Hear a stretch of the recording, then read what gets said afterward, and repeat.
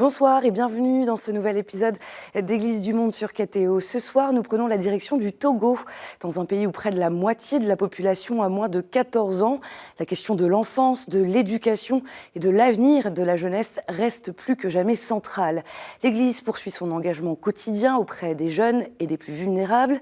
Le Togo a été secoué l'année dernière par de violentes manifestations contre le projet de réforme constitutionnelle du président du Conseil, Faure Gnassingbé.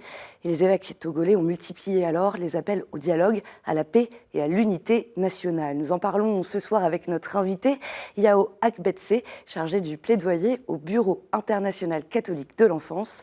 Mais avant cela, je vous propose quelques repères. Alors, État d'Afrique de l'Ouest, le Togo est situé entre le Ghana à l'ouest, le Bénin à l'est et le Burkina Faso au nord.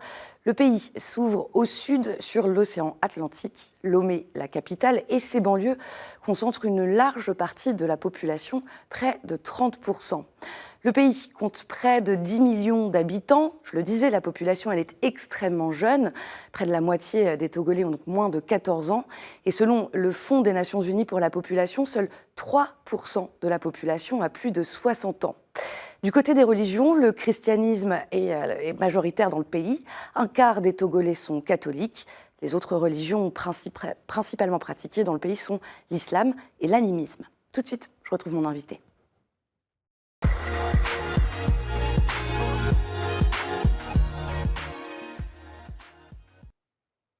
Yao Akbetse, bonsoir. Bonsoir Madame Manor et merci de m'avoir invité. Merci d'être avec nous sur le plateau d'Église du Monde. Alors pour faire un petit peu connaissance, vous êtes chargé de plaidoyer au Bureau international catholique de l'enfance. Vous êtes togolais, originaire de Palimé. C'est une ville au sud du pays, ou plus précisément au nord-ouest de Lomé. Et vous faites également partie de l'ordre franciscain séculier. Alors, le Togo, c'est un petit pays par la taille, mais avec une diversité de paysages. Est-ce que vous pouvez nous décrire votre ville d'origine, Palimé ? À Palimé, c'est plus qu'une ville, c'est une région en fait. Une belle région avec des paysages luxuriants, des cascades, une végétation qui est toujours verte. Je crois que c'est une région... Sinon, la région la plus touristique du Togo, le mont Agou, qui est le mont le plus élevé au Togo, est situé près de Palimé.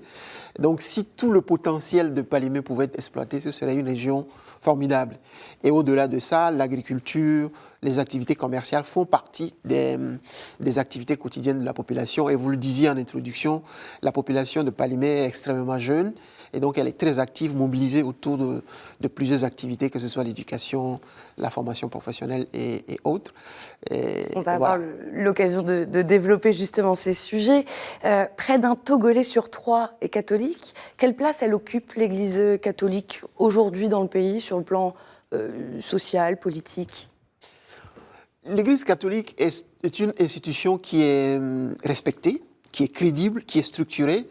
Et donc, l'Église porte un discours de justice sociale, un discours de cohésion sociale, un discours qui appelle au rassemblement, à l'unité, à l'union de la population.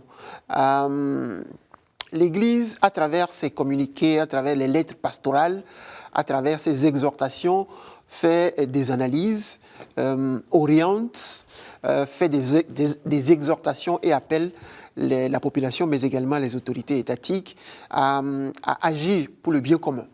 C'est davantage dans ce sens que l'Église s'oriente. Et l'Église a de très bonnes relations avec les autorités sur le plan social, sur le plan de la justice, en termes de recommandations, en termes d'appel à agir selon la doctrine sociale de l'Église, parce que c'est le fondement sur lequel fonde l'Église, l'ensemble de ses appels, donc se base sur la doctrine sociale de l'Église. Et l'Église est écoutée, mais pas toujours suivie, notamment lorsqu'il s'agit des appels sur le plan politique. L'Église considère qu'aucun objectif politique ne peut être durable si doit passer par les violations des droits de l'homme, des atteintes à la dignité humaine et au non-respect des droits fondamentaux. l'Église est davantage portée vers une analyse qui appelle les autorités, qui interpelle les autorités. Et donc, la paix sociale doit être durable en se fondant sur la vérité, la justice et le respect du consensus au niveau national. Justement, en octobre dernier, lors de la 140e session ordinaire, les évêques dénonçaient notamment à ce moment-là un climat d'intimidation et de violence dans le pays. Alors on va poursuivre dans un instant sur cette actualité de l'Église, puisque le diocèse de Lomé vient d'accueillir un nouvel archevêque, Monseigneur Isaac Jogues Gaglo. Cette nomination, elle met fin à une longue période de transition après le décès, c'était en 2024, de Monseigneur Nicodème Barriga Bénissant. De quoi redonner un nouveau souffle à l'archidiocèse qui comprend une centaine de paroisses et plus de 350 prêtres. Monseigneur Gaglo a développé les grandes priorités de son ministère dans l'archidiocèse de Lomé. C'était lors d'un entretien au micro de nos confrères de Lumen TV Africa. Ma première priorité sera de renforcer la communion ecclésiale. Une église divisée s'affaiblit. Une église unie devient un signe crédible de l'Évangile. Je voudrais également encourager une église davantage missionnaire, proche des réalités humaines et attentive aux besoins spirituels et sociaux des populations. Enfin, j'accorde une grande importance à la formation. Formation spirituelle, humaine, doctrinale et pastorale. Une église forte est une église bien formée. Je souhaite aussi promouvoir une pastorale de proximité où chacun puisse se sentir accueilli, écouté et accompagné. Beaucoup de choses très intéressantes dans ces paroles de Monseigneur Gaglo. Avant d'aller un peu plus en profondeur, comment cette nomination, est-ce qu'elle a été reçue par le catholique du Togo ? En tout cas, l'ensemble de la communauté catholique du Togo a accueilli avec enthousiasme cette nomination. Donc, vous le disiez, après le décès de Monseigneur Barriga en août 2024, Monseigneur Isaac Gaglo, qui était en ce moment-là évêque d'Anéhor, a été nommé archevêque administrateur en fait, apostolique de l'archidiocèse de Lomé, et ensuite a été confirmé par le pape Léon XIV. Et donc, il a pris siège tout récemment, à la fin du mois dernier, en fait, en tant qu'archevêque métropolitain de Lomé. Je crois que c'est un homme de terrain, je crois qu'il disait tantôt. Il est très connu pour la pastorale familiale. Donc, c'est un homme qui prône l'unité de l'Église, le service et la mission. La mission, il disait dans son discours au moment de la prise de siège, il disait que la mission incombe certes aux prélats, à l'Église, aux prêtres, mais aussi aux laïcs, qui doivent aussi porter le message évangélique, le message de cette mission-là auprès de la population et des communautés. Justement, vous parlez des laïcs. Les évêques togolais ont récemment salué la relance du Conseil national des laïcs du Togo, en rappelant que les fidèles laïcs sont appelés à transformer le monde de l'intérieur à la lumière de l'Évangile. Concrètement, quel rôle les laïcs peuvent-ils, doivent-ils jouer aujourd'hui ? Et vous-même, en tant que membre de l'ordre franciscain séculier, comment est-ce que vous percevez aujourd'hui la place et la responsabilité des laïcs ? Je crois que les laïcs jouent un rôle fondamental dans l'Église. Ils sont investis au niveau des communautés. Au Togo, on parle des CCB, les communautés chrétiennes de base, qui représentent au niveau des quartiers la présence de l'Église, en fait. Et je crois que ça, c'est fondamental, ce rôle que jouent les laïcs. Les laïcs sont investis un peu partout au niveau de l'Église, que ce soit au niveau de la jeunesse dans les paroisses, l'animation pastorale, l'accueil au niveau de l'Église.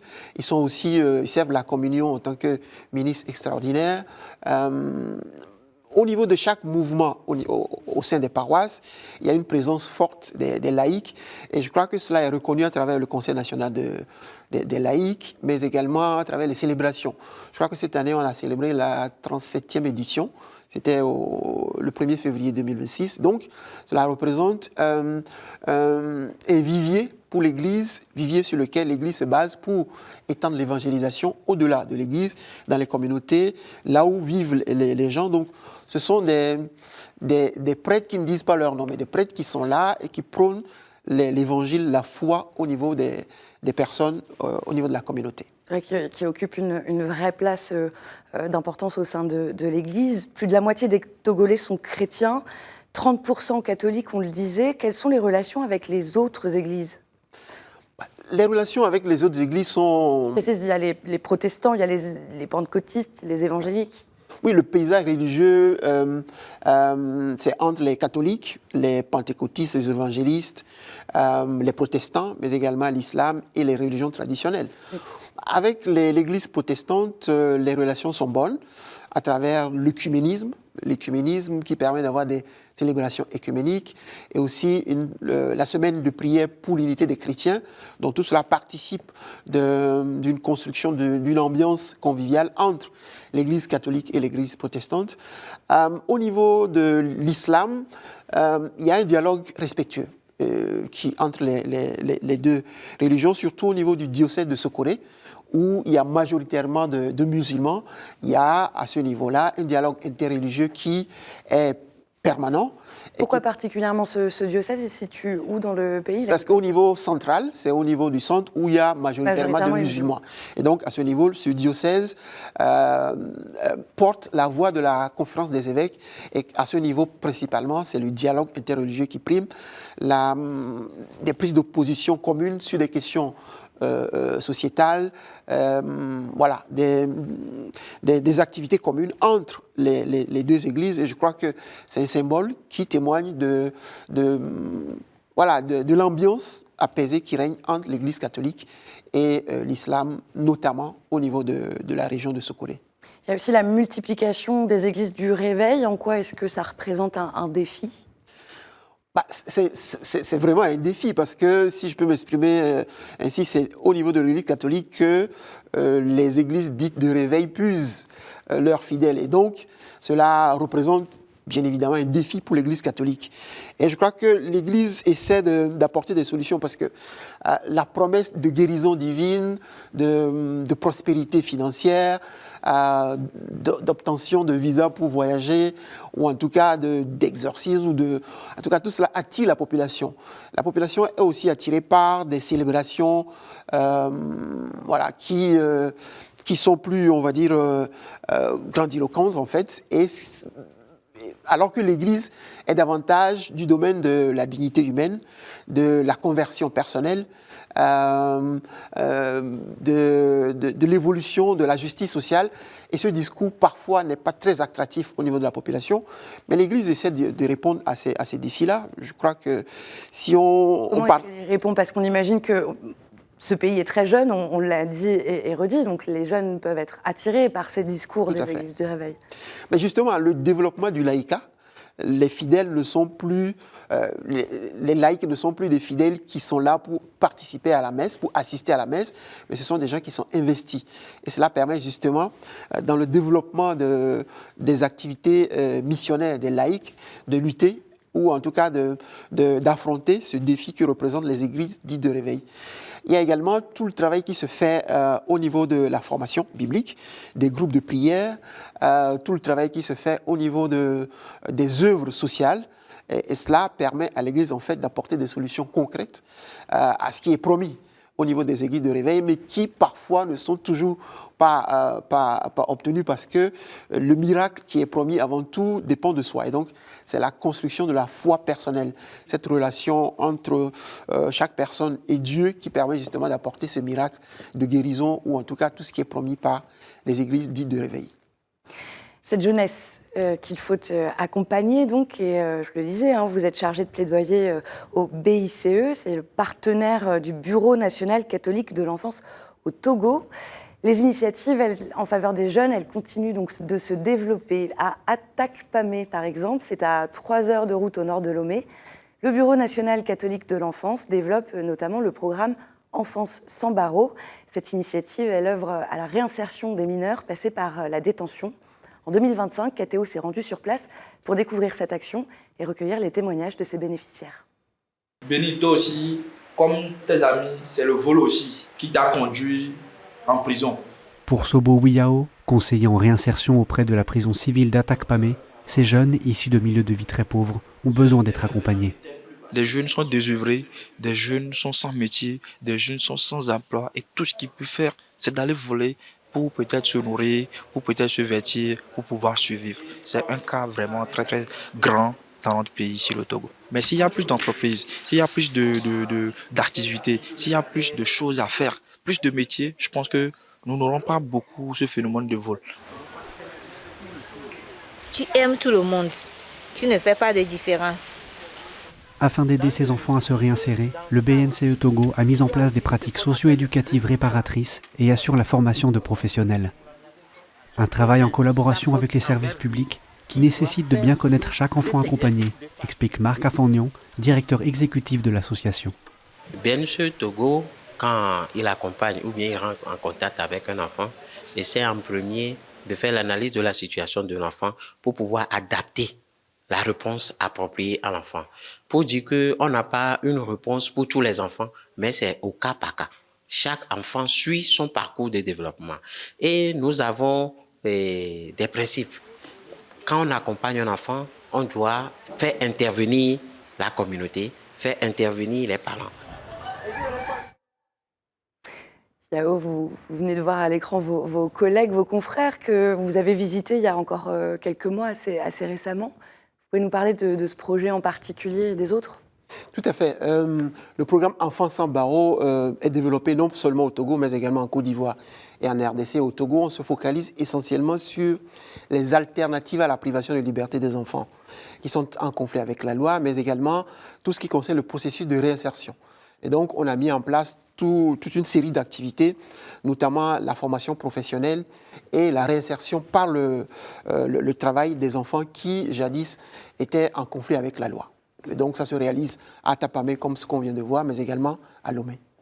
Quels sont aujourd'hui les principaux dangers ou les vulnérabilités auxquelles les enfants togolais sont exposés ?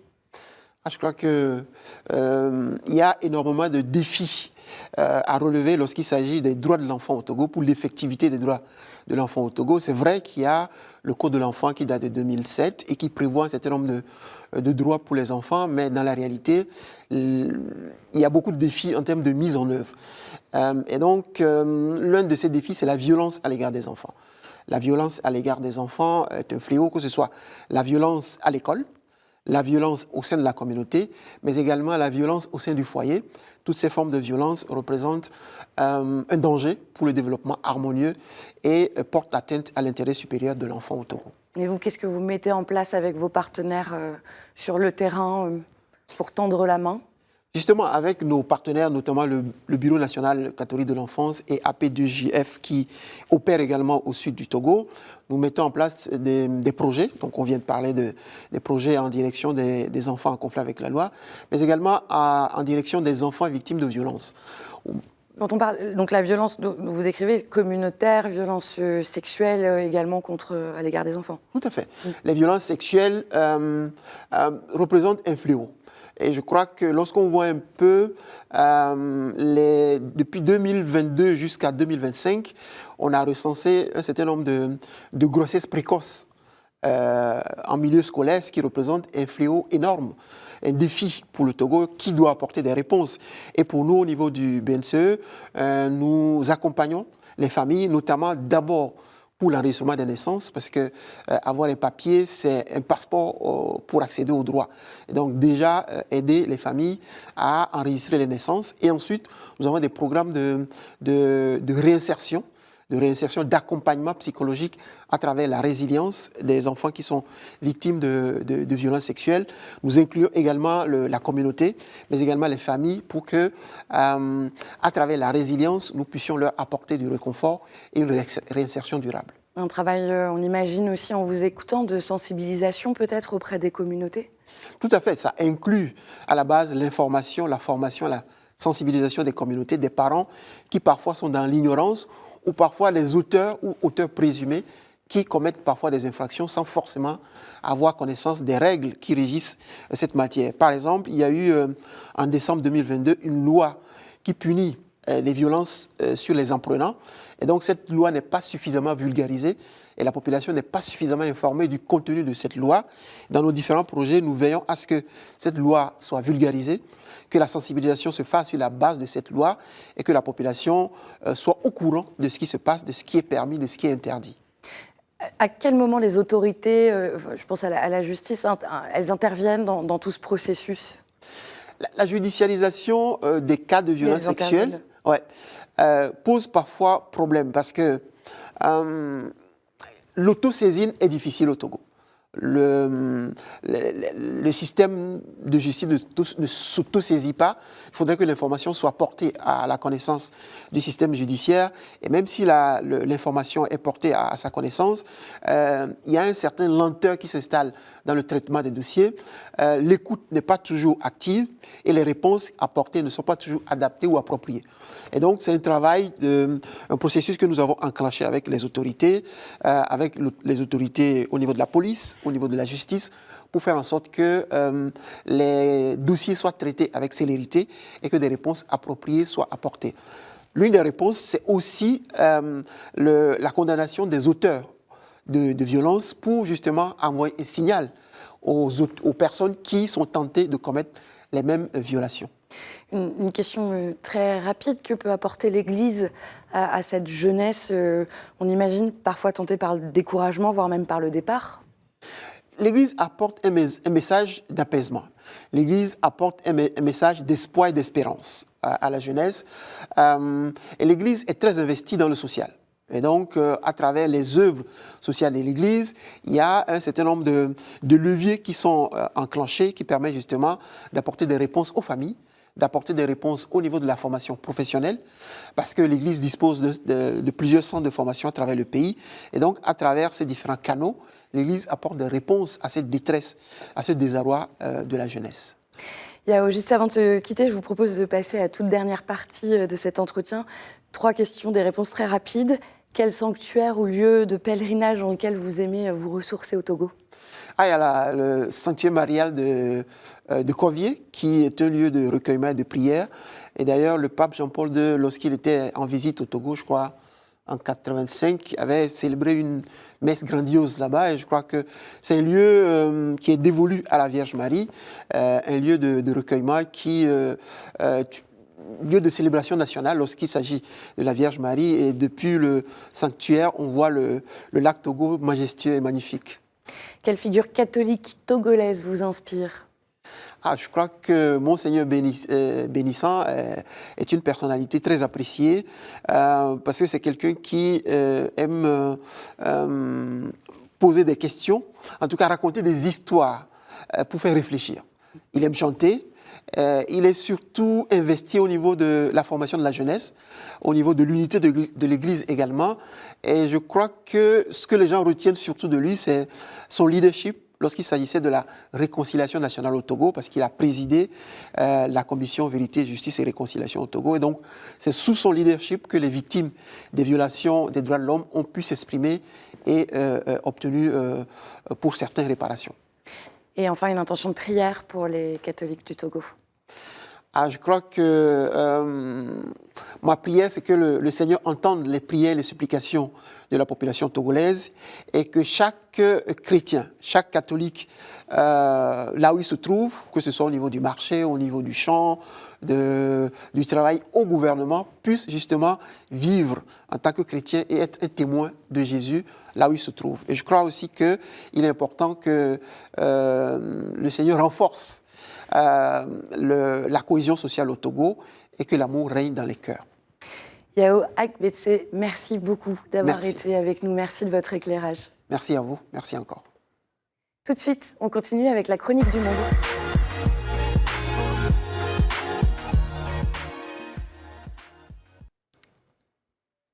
Cette semaine, nous prenons la direction du Québec. On retrouve Valérie Roberge-Dillon, la directrice des communications de l'Église catholique au Québec. Ils sont là, les jeunes arrivent spontanément à l'église, ils s'inscrivent à une activité, ils veulent organiser un projet. Moi et bien d'autres aussi, on n'avait pas anticipé à quel point la jeune génération d'ici et d'ailleurs serait ouverte par rapport à la foi ou à l'église. J'ai entendu aussi cette réaction de surprise dans plusieurs paroisses de notre région, entre autres là où on accueille beaucoup de personnes issues de l'immigration. Je vous parle aujourd'hui de l'intégration des jeunes dans les communautés chrétiennes. D'abord, un mot à vous, chers ados et jeunes adultes. Sachez qu'il existe plusieurs groupes catholiques de communautés près de chez vous et pour tous les goûts. En passant par votre diocèse ou par la paroisse du coin, vous allez trouver une communauté pour vivre la foi. Et mon clin d'œil du jour à nos paroisses, soyez audacieuses pour faire de la place aux jeunes. Il faut que je vous raconte. La paroisse Saint-Georges de Sartigan, dans notre diocèse, a osé confier la décoration d'une église à un groupe de jeunes, le Club du Cœur de Jésus. L'église est maintenant, disons, très colorée. On voit que ça a été un projet mobilisant dans ce coin de pays. C'est un projet parmi d'autres, mais il est très symbolique à mes yeux. Ça me fait penser à l'église de Saint-Marc-des-Carrières, où les jeunes ont aménagé le jubé. Comment on peut laisser les jeunes habiter l'Église à leur façon? Les jeunes frappent à la porte des communautés et demandent des messes qui auraient leur couleur. On m'a dit que dans Charlesbourg, l'équipe a dit oui ce printemps, alors c'est dans les cartons. Je sais qu'à Lévis, on vient tout juste de démarrer une messe pour les jeunes. Tout ça en plus d'autres milieux qu'ils font depuis longtemps, comme la paroisse Saint-Thomas d'Aquin ou Notre-Dame de Beauport à Québec. Ça bouge. C'est le temps d'être flexible, accueillant et de vivre des rencontres intergénérationnelles et spirituelles extraordinaires. C'est la fin de cette édition. Merci d'avoir été avec nous. Cette émission est à revoir sur kto.tv.com, à réécouter sur les plateformes de podcast et sur l'application KTO Radio. Je vous souhaite une très belle semaine. Prenez soin de vous et à jeudi prochain.